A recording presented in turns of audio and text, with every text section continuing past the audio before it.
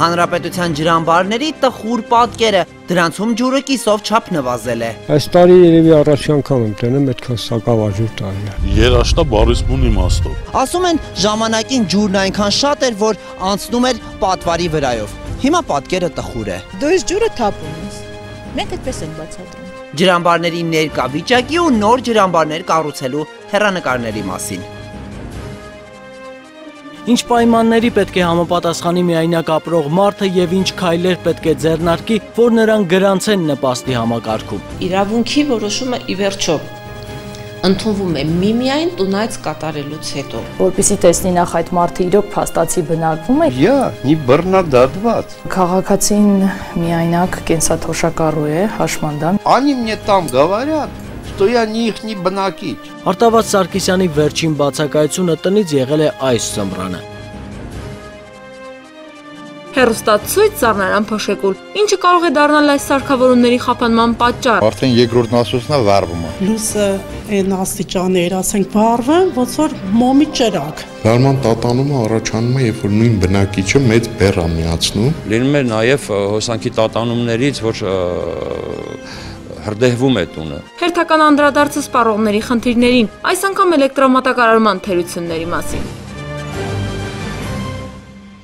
Ներկայի ու ապագայի հարստությունը։ Ջուր։ Ջրային պաշարներով հարուստ մեր երկրում ջրի խնդիր չունենալու միակ ուղին այն ճիշտ կառավարելն է։ Մասնագետները պնդում են, միայն ջրամբարաշինությամբ հնարավոր է պայքարել սակավաջրության դեմ։ Տարին սակավաջուր է, Արարատյան դաշտում էլ ոռոգման խնդիր կա։ Դեռ տարվա սկզբին մի շարք պաշտոնյաներ հայտարարեցին այս մասին ու լուծման միակ տարբերակ առաջարկեցին Սևանից ավելի շատ ջուր վերցնելը։ Հարցը բուռն քննարկումների պատճառ դարձավ, բայց ապրիլի 29-ին ազգային ժողովում վերջնական որոշում կայացվեց։ Եվ այսպես, նախորդ տարվա 170 միլիոն խորանարդի փոխարեն այս տարի Սևանից բաց կթողնվի 240 միլիոն խորանարդ մետր ջուր։ Մենք ուրիշ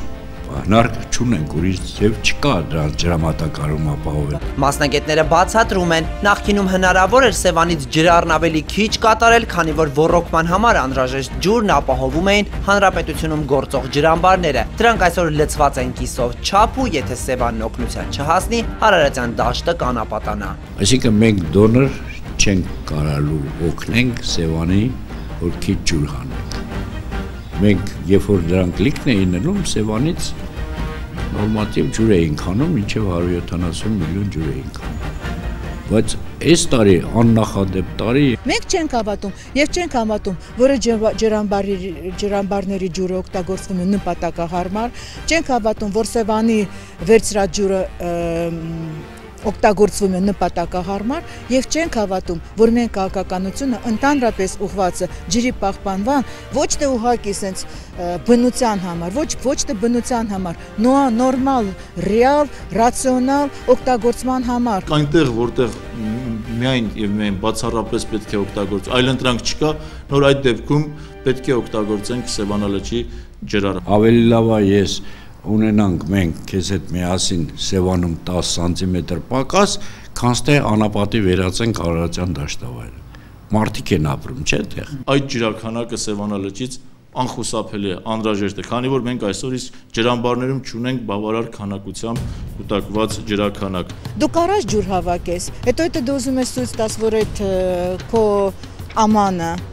այդպես ասած, դատարկ է, դու այս ջուրը թափում ես։ Մենք այդպես ենք բացատրում։ Ի վերջո ինչ վիճակում են ջրամբարները, իրական պատկերն արձանագրելու նպատակով զինվում ենք համբերությամբ ու ընկնում ճանապարհ։ Ահա եւ առաջին կանգառը։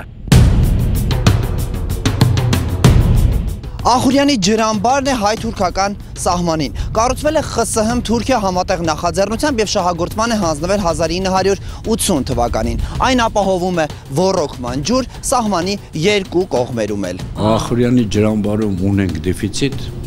շուրջ 220 միլիոնի։ Անցած տարվա նույն ժամանակահատվածում Ախուրյանի ջրամբարում եղել է մոտ 450 միլիոն խորանարդ մետր ջուր։ Եթե հաշվի առնենք, որ դրա միայն կեսն է մերը եւ գումարենք սակավ լցվածությունը, ապա նախորդ տարիների մոտ 220 միլիոն խորանարդ մետրի փոխարեն Ախուրյանից այս տարի մեծ բաժին կհասնի մոտ 120 միլիոնը։ Այսօրվա դրությամբ 271 միլիոն խորանարդ մետր ջրաքանակ է կուտակված, կիսով չափ պակաս, իր ընդհանուր ծավալից։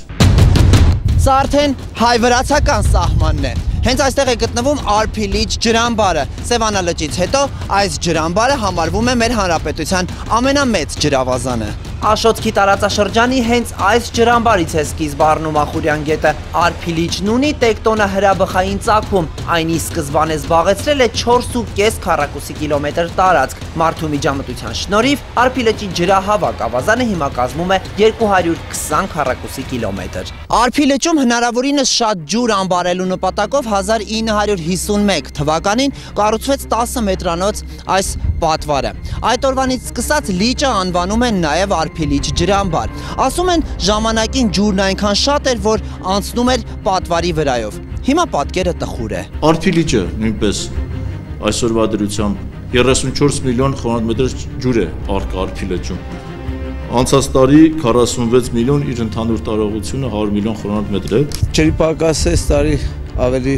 ցայտուն կզգան, իհարկե հասնում է մինչև Արարատյան դաշտավայր եւ այլն։ Սլավիկ Չապանյանը Արփիլճի ջրամբարի մերձակայքում է ապրում արդեն 25 տարի։ Վերջին հնգամյակում ջրի մակարդակի տատանումներ նկատել է, բայց որ այսչափ սակավություն լինի չի հիշում։ Մատնանշում է ցամաքում հայտնված տախտակամածը, որն այս տարի դժվար թե նպատակին ծառայի։ Տախտակամածը բնականաբար պարզ է, չէ՞, նպատակին պետք է ծառայեր, որպես թրիշկա տախտակի տակասկին լողանալու եւ այլն, բայց որ այս պահի դրությամբ ջուրը իջել է, պարզ երևում է, երևի ասենք լճի իրական մակարդակից 1/3-ից ավելի իջել է։ Ճանապարհը տանում է Տավուշի մարզի Բերքաբեր գյուղ։ Հենց այստեղ է գտնվում Ջողազի ջրամբարը։ Անմիջապես հայ-ադրբեջանական սահմանին է, հակառակ ափին երևացող գյուղն ադրբեջանաբնակ է։ 50 միլիոն խորանարդ ջուր անբարելու հնարավորությամբ ջրամբարը կիսովչափ գյուղի տարածքում է բերքաբերցիներին շատ մոտ ու միևնույն ժամանակ շատ հեռու։ 45 միլիոն խորանարդ մետր ջուրը կանգնած, վրայից են թափվում քնամավելը։ Աստորեն, էտել ասեմ, որ մենք այս ջրից չենք օգտվում։ Ջրամբարի ջրից Բերքաբեր գյուղը այսօր օգտվում է։ Հիմնականում մեր տարածքի մեջ է, բայց մենք օգտագործել չենք կարողանում, որովհետև մեր պոմպերը ամբողջ շարքից դուրս է եկել այդ պատերազմի ժամանակ։ Մինչև պատերազմը Ջողազի ջրից Բերքաբերն ու էլի մի շարք համայնքներ օգտվում էին պոմպակայանների շնորհիվ։ Մամիկոն Խուդավերդյանը ջրամբարի կայանում մեխանիկ է աշխատել։ Երեկուղությամբ ջուր էին մղում Հայաստանի կողմ։ Պատերազմի ընթացքում պոմպակայանները շարքից դուրս եկան, իսկ հետո այն վերազինելու փոխարեն մերոնք ամբողջությամբ ապամոնտաժեցին ու տարան ջրամբարից գյուղեր հասնող խողովակաշարերը։ Հիմա ջրամբարից օգտվում են միայն ադրբեջանցիները։ Իրանք օգտվում են, մենք էլ նասոս տնենք, մենք էլ օգտվենք։ Իրանց կառավարությունը փաստորեն իրանց ընթառաջում է, իրանց գյուղի բնակիչներին։ Իսկ մերը ստացվում է, որ ասած չէ։ Դա ռազմաստրատեգիական նշանակություն ունեցող խնդիր է եւ լուրջ ուսումնասիրման, լրացուցիչ քննարկումների կարիք ունի։ Սակավ է թե ոչ, այս տարի Ջողազի ջուրը այս պահին այդքան էլ կարևոր չէ։ Միևնույն է, դրանից ոչ մի կաթիլ օգտագործել չենք կարող։ Անցնենք առաջ։ Արարատի մարզի Ազատի ջրամբարն է։ Այն իսկական փրկություն է Արարատյան դաշտավայրի մի շարք գյուղերի ոռոգման խնդիրը լուծելու համար։ Հասկանալու համար, թե որքանով է իջել ջրի մակարդակը, միայն նշենք, որ այն այնքան էր բարձրանում, որ այս բարձր պատնեշի վրայից թափվում էր ցած։ Ծաղկանման պատնեշը բոլորին հայտնի է Մարգարիտկա անունով։ Դրան աստիճանաբար մոտենալու փոխարեն ջուրն այս տարի օրորի հեռանում է։ Ինքը սելաֆային ջրթողն է, էլի, որ ջրամբարը բարձրանում հասնում է, ջուրը հասնում է այս մակարդակին, ստեղից ջրի հոսք է այդում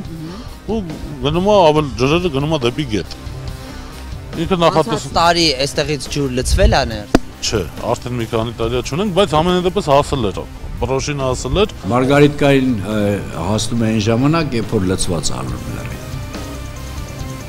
Երբ որ ունենում ենք 70 միլիոն։ Ազատի ջրամբարում այսօր արկա է 38 միլիոն, նախորդ տարի 42 միլիոն։ Ազատի ջրամբարը 70 միլիոն խորհրդամետր ընդհանուր ջրաքանակ է կուտակված,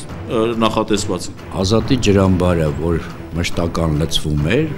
նույնիսկ ամենավատ տարիներին, այս տարի լցվել է 55%։ Բլուրները համարյա ծածկված էին այս ժամանակաշրջանում, բայց մենք այս օրերին ունեինք ահավոր մեծ մուտքեր։ Այսինքն մուտքերի այն պիկ ժամանակն է։ Հիմա չկան այդ մուտքերը։ Հիմա չկան այդ մուտքերը։ պատկեր, նման պատկեր չենք ունեցել։ Այսինքն երաշտա բառից բուն իմաստով։ Ազատի ջրամբարի տեղամասի պետը նայում է հեռուներն ու խորհում, սարերի գագաթներում ձյուն էլ չի մնացել, գոնե հալոց կլիներ մի փոքր լցվածություն կապահովվեր։ Ինչ եղավ Գեղամալերներից իջնող ջրերին, ոչ մի կերպ չի հասկանում։ Մեր չափման ռեկաները երևում են, եթե նայենք, ուրեմն ամեն մեկը 3 մետր է, 1, 2, 3, 9 մետր, սրանք էս 12 մետր։ 12 մետր նաղդի պակաս է, որ ինքը թափի։ Այսինքն դա ջրամբարի ամենալայն մասն է անգնում, 12 մետրը բավականին մեծ քանակի ջուր է։ 70 միլիոն պետք է ապահովեր, ինչքան որ բաց ենք թողնում, դրան համապատասխան մուտք չունենք, դրա հետևանքով ջուրը սկսել է իջնել արդեն։ Սպանդարյան ջրամբարն է Սյունիքի մարզում, կառուցվել է 1980-ական թվականներին Որոտան գետի հենքի վրա։ Այստեղից ջուր է մատակարարվում նաև Սպանդարյան հեկին։ Մոտորապես այս մասից խորքից թունելով գնում է դեպի Սպանդարյան գես։ Քանի կիլոմետր է գնում։ Մոտորապես 8 կիլոմետր։ Գետնի տակով է անցնում այդ խողովակաշարը։ Հա, իհարկե թունելով։ Ասում է այդպես վերածում էլեկտրական էներգիայի։ Հիմա բաց է թե փակ է։ Բաց է։ Լյովա Գևորգյանը Սպանդարյան ջրամբարի հենքի վրա գործող հեկի ջրբաց թողման կայանի ավագ վարպետն է։ Այստեղ է աշխատում արդեն 25 տարի։ Արձանագրում է, եղած ջուրը դեռ հեկին բավարարում է, բայց էներգետիկ նպատակի ծառայող ջրամբարն այս տարի սակավաջրության ռեկորդ է սահմանել։ Այս տարի երևի առաջին անգամ եմ տենում այդքան սակավաջուր տարի է այս տարի։ Սպանդարյան ջրամբարը այն ջրամբարն էր, որ մենք պետք է 22 կիլոմետրանոց ունենք թունել կառուցած Արփասեվանին կեչուտով դեպի Արփասեվան մղելու համար 165 միլիոն պլանավորված ունենք, որ ընդեղից պետք է անենք։ Մինչև օրս ոչ մի անգամ մեր ատմետկային չի հասել, այն նշին չի հասել, որ մենք կարողանանք վերցնենք։ Սևանին օգուտ տալ Սպանդարյանի ջրամբարը չի կարողանում, բայց էլեկտրաէներգիա արտադրելու հարցում այն եղել ու շարունակում է մնալ առանձնահատուկ կառույց։ Յուրահատուկ է մեր ջրամբարը, որ կարողանում է էներգիան կուտակել, այսինքն երբ օգտագործում է, երբ չի օգտագործում, էներգիան այստեղ կուտակվում է։ Սպանդարյան ջրամբարի մոտ այս սյուները պատահական չեն հայտնվել։ Դրանք ցուցիչներ են, որոնց օգնությամբ նախկինում կարողացել են որոշել, թե քանի խորանարդ մետր ջուր կա այստեղ։ Սյան խունացած լինելն արդեն իսկ փաստում է, որ ինչ-որ ժամանակ ջրի մակարդակը հասել է մոտավորապես այստեղ։ Հիմա փորձենք հասկանալ, թե որքանով է հիմա ջրի մակարդակը ավելի պակաս առավելագույնից։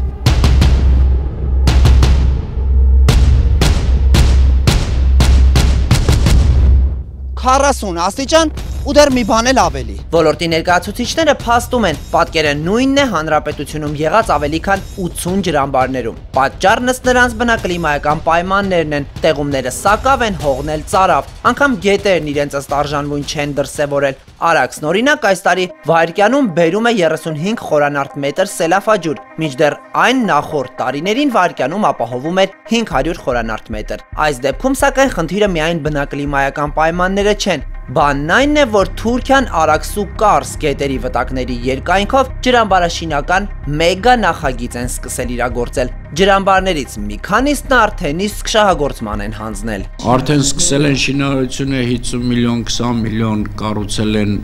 օգտագործում են, այս տարի կհանձնեն 230 միլիոնանոցը, այս տարի երևի կսեն կամ եկող տարի 1 միլիարդանոցը։ Եվ այդ բոլորը իրենց կողմից եկող ջրերի բազայի վրա։ Կարծում ենք, որ դա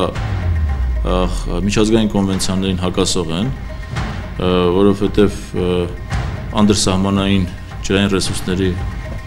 միջազգային կառավարման նորմեր կան, կանոններ կան։ Իհարկե դա լուրջ ազդեցություն կունենա Հայաստանի ընդհանուր ջրային ռեսուրսների ընդհանուր հաշվեկշռում։ Կառուցում են մոտ 1 միլիարդ 600 միլիոնի տարբեր չափերի մինչև 1 միլիարդ էլ ունեն ջրամբարներ, որոնք սրանց կառուցելու դեպքում մենք այդ Արաքս Ախուրյան, որը ունենք 2.5 միլիարդ ջրի պաշար, այդ պաշարից կունենանք 75-ից 80% դեֆիցիտ։ Թուրքիան իր տարածքով հոսող ջուրն այսպես ասած որսում է, մինչդեռ նկատենք, մեր երկրում եղած ջրային պաշարների մեծ մասը դեռ շարունակում է հոսել հանրապետության սահմաններից դուրս։ Շուրջ 7.2 միլիարդ խմ ընդհանուր ջուր է ձևավորում հանրապետությունը, որից 1/3-ի չափով ենք մենք օգտագործում։ Մենք մեզ անտեսում ենք, այս ջուրը գնում է ամեն ինչ, նույնիսկ հող է տանում իր հետ, ինչը մեծ արժեք է ներկայացնում։ Այսինքն մենք զբաղվում ենք ամեն օր մենք զբաղվում ենք երկրի այսպես ոչնչացման։ Մենք այն դիրքը ունենք աշխարհագրական, որ ջրերը մեր մոտից 100%-ով գնում են։ Ջրերը հոսում են եւ բարձր տեղերում եւ դա մենք այդ հնարավորությունները պետք է օգտագործենք եւ փորձենք կուտակենք, սանձենք, ամբարենք այդ ջրերը։ Տարբեր հաշվարկներով մեր երկրում առկա ավելի քան 7 միլիարդ խորանարդ մետր ջրից կարողանում ենք կուտակել մոտ 1 միլիարդը։ Յուրի Ջավադյանը համոզված է, եթե զարկ տրվի ջրամբարաշինությանը, մենք կկարողանանք ամբարել եւս 2 միլիարդ խորանարդ մետր։ Դա հնարավոր կլինի, եթե կառուցվի մոտ 110 նոր ջրամբար։ Վերջին 22 տարում այս ուղղությամբ ոչինչ չի արվել, բայց ջրի սակավությունը պատասխանատուներին ոտքի է հանել։ Առաջիկայում նախատեսել են կառուցել 4 ջրամբար, որոնցում հնարավոր կլինի կուտակել մոտ 146 միլիոն խորանարդ մետր ջուր։ Դա Վեդի ջրամբարն է 26 միլիոնանոց, որը ֆրանսիացիները արդեն սկսել են նախագծումը, մոտ 40 միլիոն դոլարի ներդրումը։ Սելավ Մաստարայի ջրամբարը, որը 10 միլիոնանոց ջրամբար է, որը քյուվետն է կառուցում, իրանց գումարները ներդնում է, շուտով սկսվի նախագծման աշխատանքները։ Մյուս ջրամբարը դա Եղվարդի ջրամբարն է, որը նախատեսվում է կառուցել 90 միլիոն խորանարդ մետր տարողությամբ, արդեն այդտեղից գրաբանական կառավարության ջայկա կազմակերպության ֆինանսավորմամբ այստեղ իրականացվում է նախաուսումնասիրման աշխատանքներ։ Մեկ էլ Կապսի ջրամբարը KfW բանկն է, գերմանացիներն են նրա աները տալիս 25 միլիոնանոց էլ ընդեղ պետք է կառուցենք։ Նշված 4 ջրամբարների կառուցման համար ֆինանսավորող միջազգային կազմակերպություններն ընդհանուր հաշվով կտրամադրեն 256 միլիոն դոլար։ Սրան գումարվելու է նաև մեր պետության համաֆինանսավորումը։ Կառավարությունը համաֆինանսավորում ունի, մասնակցություն ունի տարբեր տեղերում 20-ից մինչև 30-40%։ Առաջի 4 ջրամբարն է, որ սկսում ենք կառուցելը կամ նախագծում ենք արդեն կառուցվի, որոնք տևի 4-5 տարի։ Մասնագետները համոզված են, միայն ջրամբարաշինությամբ հնարավոր կլինի քիչ ծանրաբեռնել Սևանը, իսկ թե սակավաջրությանն ինչպես կդիմակայի Կապուտաչա գեղեցկուհին մինչև կառուցվելիք ջրամբարները օգնության հասնեն, դեռ ոչ ոք ասել չի կարող։ Ինչ պետք է արվի, պետք է պահպանվի այդ մեր բնական եւ ոչ թե իհարկե ջրամբարը, ես մի քիչ վատ եմ ասում, այդ հատուկ համակարգը, որ ջրային ռեսուրսները այսպես պահպանվում են։ Մենք ամեն կերպով փորձում ենք այս ջրամբարը վերացնել։ Թե որքան ջրեր կհոսեն, մինչև հնարավոր կլինի առավելագույն քանակությամբ ջուր ամբարել, ստույգ կանխատեսել հնարավոր չէ։ Պարզ է միայն, որ սա այն խնդիրն է, որի լուծման ուղղությամբ լուրջ քաղաքականություն մշակելու օր առաջ գործի անցնել է պետք։ Օր առաջ լուծում տալ է պետք նաև միայնակ թոշակառուների խնդիրներին։ Օրենքներ են փոխվում, սակայն նրանց ապրելակերպը դրական փոփոխության չի ենթարկվում։ Они пишут, что я ընտանիք, ես ընտանիք եմ, ընտանեկան նպաստ եմ ստանում, դու հասկանում ես բալիս, հետո գրում եմ, որ ես մենակ եմ, անժառանգ եմ, հիվանդ եմ, թոշակառու եմ, եւ Մի քանի համալսարան ավարտած Արտավազ Սարգսյանը միայնակ թոշակառու է, այսօր նաև նպաստառու։ Նա հատուկ թղթակցի նկարանող խմբի ուշադրության կենտրոնում է հայտնվել Մարդու իրավունքների պաշտպանի գրասենյակի հետ գործակցության շրջանակում։ Քաղաքացին միայնակ կենսաթոշակառու է, հաշմանդամ, երկրորդ կարգի հաշմանդամ, անժառանգ, միայնակ է ապրում եւ սոցիալապես անապահով է։ Ընտանիքի անապահովության համակարգում Արտավազ Սարգսյանն ընդգրկված է 2007 թվականից, բայց պարբերաբար նրան զրկել են նպաստ ստանալու իրավունքից։ Նախքան պատճառների մասին խոսելը նշենք, որ պետական նպաստների մասին օրենքում փոփոխություններ են կատարվել։ Դրանք ուժի մեջ են մտել այս տարվա հունվարի 1-ից։ Սուբյեկտն այս դեպքում ընտանիքն է։ Որ ընտանիքին, որտեղ սոցիալապես Պասիվ բնակչությունը այն է, հա, աշխատունակության ցածր մակարդակ ունեցող հաշմանդամներ, երեխաներ, կենսաթոշակառուներ շատ են, որտեղ եկամուտը քիչ է։ Ի տարբերություն նախկին օրենքի, որտեղ համակարգը կոչվում էր ընտանեկան նպաստի, փոփոխություններից հետո ընտանիքի կենսամակարդակի բարձրացման ուղղված նպաստները 3-ն են։ Ընտանեկան նպաստ, սոցիալական նպաստ եւ հրատապօգնություն։ Այսօր կխոսենք դրանցից միայն մեկի՝ սոցիալական նպաստի մասին։ Դրա չափը կոնկրետ է՝ 16000 դրամ։ Առաջի մարտը, եթե այդ օգնությունը պետք է ստանա, ես պետք է լինեմ։ Ես ուրիշ ոչ մեկս, այս թաղում եմ։ Չնայած Արտավազ Սարգսյանը չի ստանում, բայց Մարդու իրավունքների պաշտպանի գրասենյակի աշխատակիցների հավաստմամբ նա համապատասխանում է այդ համակարգի պահանջներին։ Նմանատիպ քաղաքացին, ինչպիսին Արտավազ Սարգսյանն է, քանի որ միայնակ կենսաթոշակառու է եւ ընտանիքը որպես այսպես ասած բաղկացած է մենակ մի անձից եւ ինքն էլ հանդիսանում է ընտանիքում չկա 18 տարին չլրացած քաղաքացի, ինքը սոցիալական նպաստ պիտի ստանա։ Հիմա ինչքան եղա որ չեք ստանում այդ։ Մի տարի 8 ամիս։ Էքսպերիմենտ են անում, տենան ես կսատկեմ, թե չէ վերջապես էլի։ Որպեսզի հասկանանք Արտավազ Սարգսյանին ինչու են զրկել նպաստից, նախ պարզենք, ինչ պայմանների պետք է համապատասխանի միայնակ ապրող մարդը եւ ինչ քայլեր պետք է ձեռնարկի, որ նրան գրանցեն նպաստի համակարգում։ Ներկայացնում է բոլոր փաստաթղթերը, ընտանիքի մասին հայտարարագիր է դիմում, հայտարարագիր է լրացնում։ Տրվում է համաձայնություն, որ նրանք չեն խոչընդոտի սոցիալական աշխատողի տունայց կատարելու ընթացքում, համաձայնություն են տալիս, որ իրենց հայտարարած բոլոր տվյալները հնարավոր այլ տեղեկատվական բազաներում կստուգվեն, հավաստիացնում են, որ իրենց տվյալները ճիշտ են, համապատասխանում են իրականությանը, տեղյակ են, որ որևէ տվյալի անհամապատասխանության դեպքում, վերանայվի բնականաբար անապահովության միավորը, դրա հետևանքով եւ արդյունքում նաեւ նրա իրավունքը կվերանայվի։ Անպայման պիտի տնային այցելություն կատարի 10 օրվա ընթացքում, որպեսզի տեսնի նախ այդ մարդը իրոք փաստացի բնակվում է եւ իր տնային պայմանները գնահատի։ Ես գրանցված եմ, բայց չի ասում փաստացի, այսինքն կարան 3 հոգո, դուրը ծեծես, դու դուրը չբացես, ասեն ինքը ստեղ չի, ուրիշ տեղ է։ Բայց դուք այնտեղ գրած է, որ պետքա բացեք, եթե տանն եք օրինակ։ Ես կարողա չբացեմ, ես հիվանդ մարդ եմ։ Եթե հիմա հայտարարել է մի հասցե, որտեղ ինքը չի բնակվում կամ մի քանի այցելության ընթացքում նրան չի տեսել, ինչը տունայցի արդյունքում ինչը գնահատի։ Не բռնադատված։ Условно դասրոշնի ես սռոք չունեմ։ Արտավազ Սարգսյանը չի ժխտում, հաճախ է բարեկամներին այցելում ու երբեմն նաև գիշերում նրանց մոտ։ Դեռ տարիներ առաջ, երբ խնամքի կարիք ուներ հարազատներից մեկը, ինքն էր հաճախ գնում նրան օգնության։ Այդ ժամանակ եւս խնդիրներ են ծագել Շենգավիթ վարչական շրջանի սոցիալական աշխատողների հետ։ Մարդը հիմա զանգում ասում է, պետք է ես մեռնեմ, որ դու գաս ասում։ Ես էլ ասում եմ, չէ։ Մորս նման կնիկա ինձ շատ էր սիրում։ Վերջ ինչ որ է, գնում է ինչ որ պետք է այնտեղ հարևանին էի դմբազում, մյուսին էի դզում, սրան էի բանան, որտեղ ինքը վատ էր տեսնում, լույսը խաբում էին, գազը խաբում էին, դե մենակ մարդկանց օրը կտրվի։ Արտավազ Սարգսյանի վերջին բացակայությունը տնից եղել է այս ծմրանը։ Ինֆարկտ արած այս մարդը նաև շաքարային դիաբետով է հիվանդ ու հիմա հաճախ է խնամքի կարիք զգում։ Խնդիրը առաջացել է այն ժամանակ, երբ առողջական խնդիրներից ելնելով, առողջական վիճակից ելնելով, ու հատկապես ձմեռվա ամիսներին ապրել է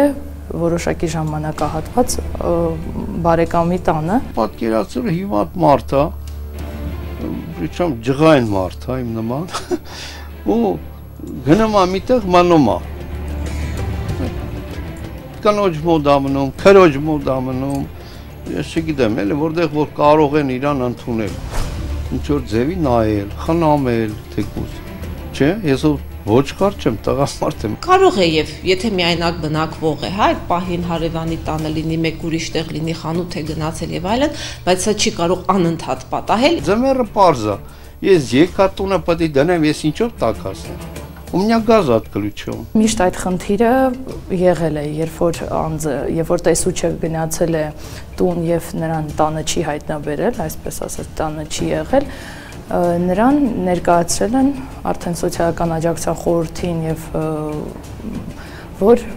պետք է կտրվի։ Ընտանեկան նպաստ լինի, թե սոցիալական նպաստ լինի, իրավունքի որոշումը ի վերջո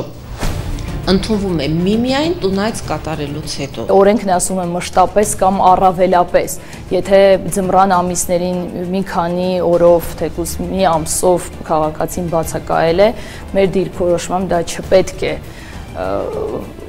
արգելք հանդիսանա, որ կամ պատճառ հանդիսանա, որպեսզի նա նպաստի իրավունքից զրկվի։ Նպաստի վճարման դադարեցման հիմքերի մեջ դրել է որոշակի ժամկետ, այսինքն 3 ամիս անընդմեջ անհարգելի պատճառով նպաստը չստանալու պարագայում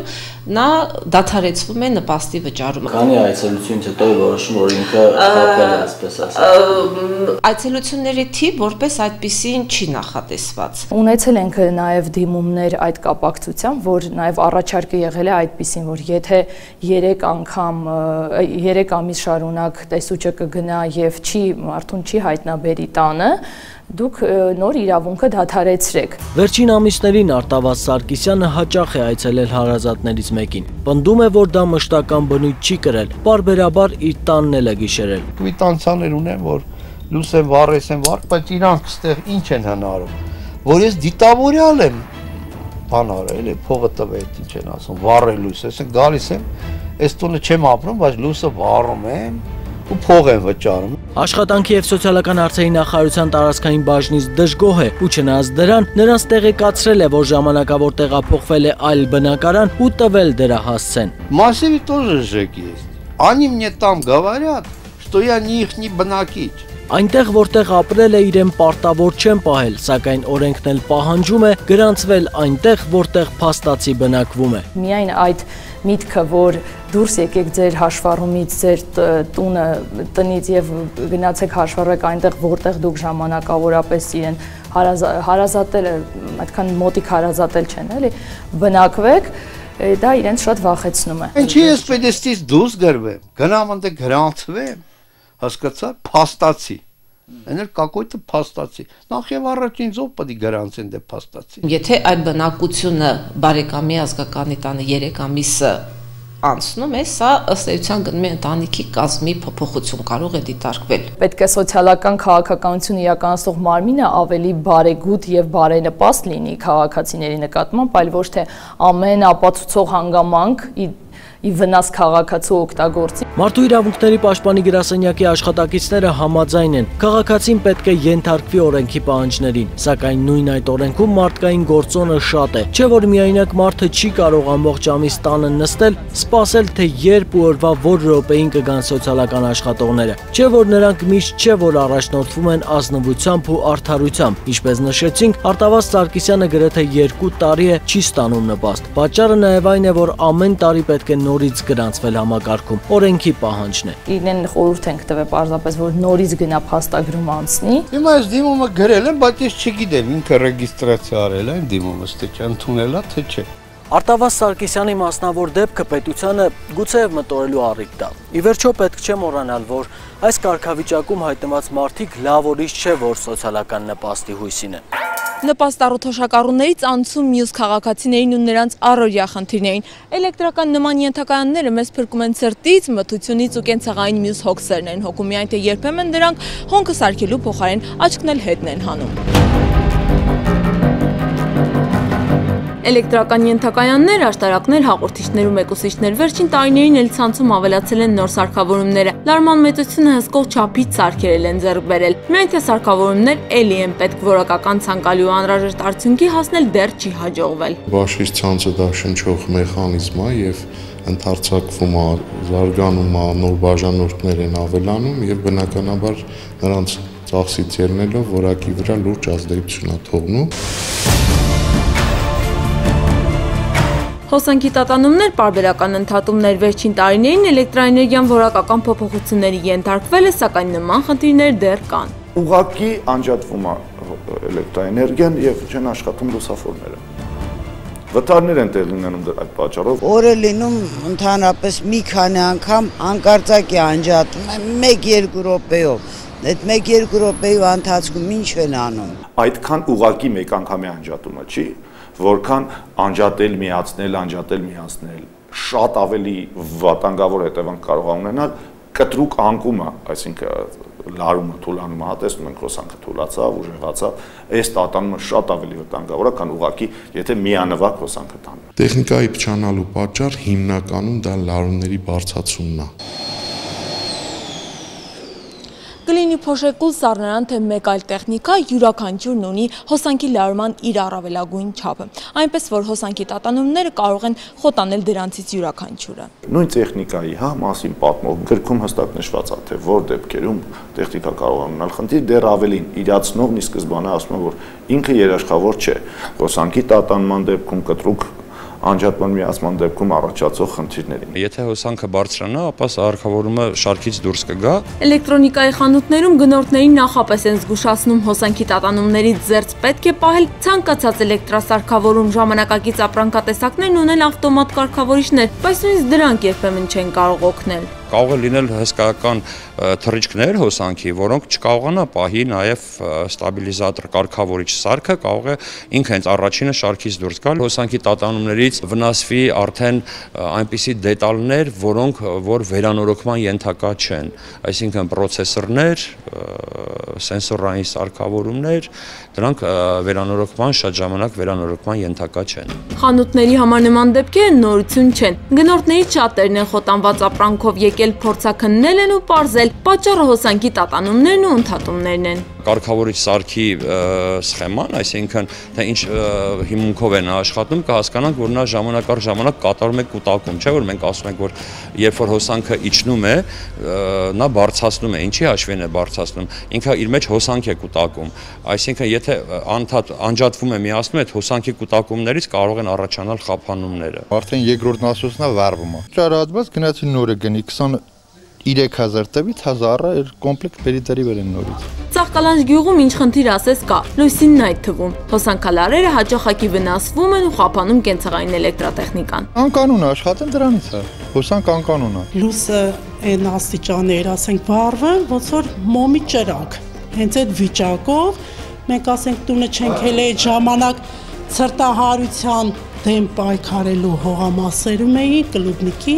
այդ ժամանակ մինչև տուն ենք եկել, արդեն հոսանքները սաղ տատանվել էր, նասոսները վառվել էր։ Տիկին Անահիտը վերջին դեպքի մասին է պատմում, երբ գյուղում ոչ թե մեկը, այլ մի քանիսը տուժեցին, մեկի լվացքի մեքենան էր խափանվել, մյուսի պոմպը կամ հեռուստացույցը։ Ոչ թե մենակ մենք ենք վնասվել, այլ համարյա գյուղի մի 50%-ը։ Իհարկե տատանումը ոչ առաջինն էր, ոչ էլ վերջինը։ Անորակ էլեկտրաէներգիայի պատճառով բազմից են տուժել դեռ նախորդ տարիներին։ Սառնարան, ասենք, հողամասում ենք հենց չենք իմացել, որ հոսանքը տատանվում է, ասենք եկել ենք տեսել ենք փչացել է։ Այս ներքևի հեռուստացույցը երևի մի 3 անգամ հոսանքի պատճառով ոչ թե ձրի, այլ փողով սարքել ենք։ Կրած վնասները սեփական միջոցներով են հոգացել։ Գյուղում շատ քչերն են փոխհատուցում ստացել։ Ով է մեզի օգնողը այնա հիմա էլ նորից նույն պատմությունն է, ոչ մի բան էլ չեն անեց, իսա տիսպանա։ Այնքան կեթամ գգամ, այդքան փողին կառնեմ էլի։ Նախանցած տարի էլի հոսանքի պատճառով երևի մի 20 հոգու հեռուստացույց վառվավ, ոչ մեկն էլ փոխհատուցում չասեցին, որ տանեք վերանորոգեք, այտենց ինչ որ մի տեղ կա, որ անվճար է։ Բայց տարանք ոչ թե անվճար, այլ երևի կրկնակի փող տվեցինք։ Լինում է նաև հոսանքի տատանումներից, որ հրդեհվում է տունը։ Այսինքն դու պարտավոր ես, տնից դուրս ես գալի, աշխատանքի ես գնում, ամբողջ էլեկտրոէներգիա անջատես, տուն գալուց հետո միացնես։ Դե խաղ ու պարհո չէ։ 25 հատ արդեն գլխավոր շարժիչ ենք նորոգել։ Իրոք ֆինանսապես հասկանալի բան չի, ասենք։ Հոսանք նորմալ չի մատակարարվում, դրա պատճառով գլխավոր շարժիչներն են վարվում։ Տարբեր տեղերում բնակիչներն են տուժում, կազմակերպություններն են տուժում, բայց դե Վերելակներ սպասարկող ընկերության ղեկավարի դժգոհության պատճառը նույնպես անկայուն հոսանքն է։ Տատանումներն ու ընդհատումները մայրաքաղաքի վերելակների գլխին իսկական պատուհաս են դարձել։ Եթե ենթակայանից գալիս է 2 ֆազ, այդ ժամանակ վաշարիչը վառվում է։ Մի ֆազի բացակայության դեպքում 120 աշճանի անկյուն չի բավարարում ու մոտորը տարմաժենտակ վառվում է։ Արցախ փողոցի վրա արդեն 4 գլխավոր շարժիչն է արվել, էլեկտրոցանցի սխալ մատակարարումը հոսանքի,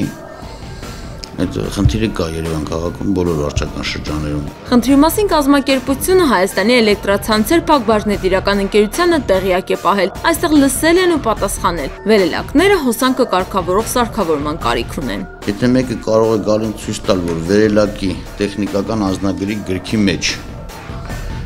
օրենքով նախատեսած ֆազաշիտա կա դնելու, մենք էլ չենք դնում։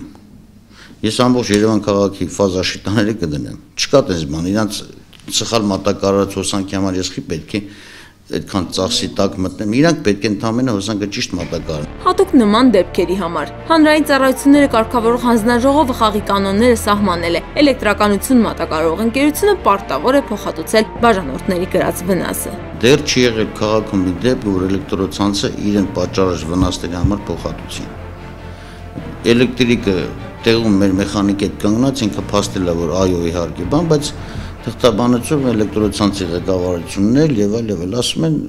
ֆազ զաշիտաներ դրեք։ Երբ որ մենք դիմում ենք էլեկտրոցանցեր այդ փակ բաժնետիրական ընկերության համապատասխան մարմիններին, ասում են թող ստաբիլիզատոր դնեն տան մեջ, եթե դու ունես 10-15 հատ էլեկտրո սարքավորում, դու այդ 10-15 հատ ստաբիլիզատոր պետք է առնես, որպեսզի դնես բոլորի վրա։ Հայաստանի էլեկտրացանցեր ընկերությունը պնդում է, փոխհատուցում են բոլոր դեպքերը, եթե անհատը կամ կազմակերպությունը բաշխիչ ցանցի պատճառով են տուժել։ Փորձակնություն են կատարում ու համապատասխան ակտ ձևակերպում։ Դիմում բողոքի եւ այդ ակտի առկայության դեպքում ներկայացվում է